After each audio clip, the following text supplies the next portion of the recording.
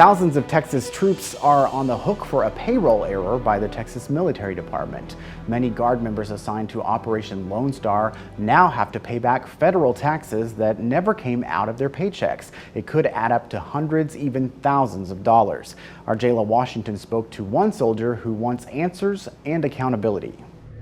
It's a mission that one soldier who wants his identity protected says he feels he went in too blind. They say, hey, just letting you know, some of us might go out to the border for up to 4 months. That 4 months turned into nearly a year for this soldier. It was rough just seeing like people walking across barefoot, nearly naked with their kids. While on the border from October 2021 to August this year, the Operation Lone Star Guardsman tells me he didn't get a pay stub for several months starting out. Once we got pay stubs, they simply had our net amount listed on there and nothing else. The Texas Military Department now admits a payroll error, saying the checks withheld too little in federal taxes. TMD says the mistake will impact 96% of its service members, a part of Operation Lone Star. And it's a problem they became aware of back in July this year. There's nothing else that's been released to the soldiers. It's just a lot of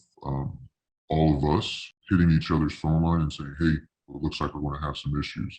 Don't know what they are yet. TMD also told the Texas Tribune soldiers will start getting paid once a month instead of twice to fix the problem starting in January, though it's not clear how long that'll last. I just bought the house. I'm expecting my first child. For you, it's about accountability, correct? What would that look like for you moving forward? They need to explain from beginning to end what happened, and at the end, they need to tell us next steps that they're taking to simply tell us what we're going to owe. Jayla Washington, State of Texas.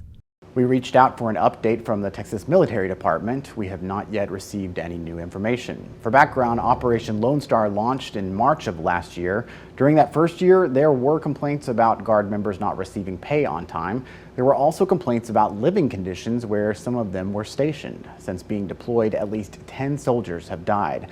Half of those are suspected suicides, with all but one happening last year. Per Governor Greg Abbott's office, so far Operation Lone Star has bused more than 12,500 migrants to other Democratic-led cities.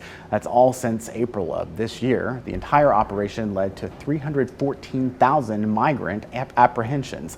More than 20,000 criminal arrests have been made, and DPS reports they've seized more than 337 million doses of fentanyl. Crossing the border is dangerous for migrants, and many have died in recent weeks as they tried to make their way into Texas.